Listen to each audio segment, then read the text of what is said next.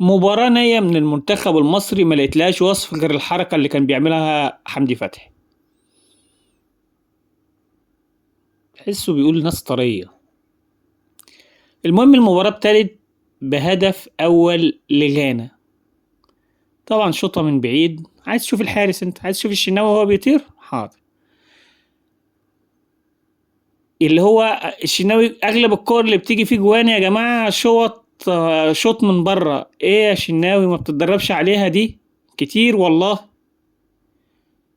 بعد كده التسلل ده اللي الحكم مرجعش للفار ليه، مش عارف ليه. روح انت بص يا اخي، ده المعلق نفسه اللي يا رب ما يعلق لنا على ماتش تاني قال على الكرة دي صعبة، ما تروح انت تبص عليها. ادي الاعاده. شوف بقى، شوف احمد حجازي فين، احمد حجازي فين، كرة صعبة. انا اسف يعني، ولو انك تزعل، هو ينفع اقول ان خروج صلاح غير مجرى المباراة؟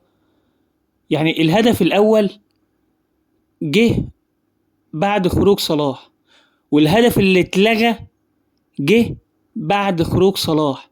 وما بقولكش ان عشان صلاح وشه وحش، لا اهو احنا جه فينا جون اهو. يعني وشوطه برضو، بس دي كان في عدم تفاهم. عبد المنعم اعتمد على الشناوي والشناوي اعتمد على عبد المنعم والدنيا خربت تمام.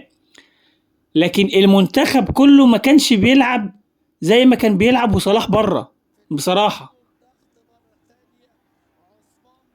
الهدف التاني بص يا جماعة، الناس بيموتوا نفسهم على الكورة. منتخب مصر بقى بيلعب كورة.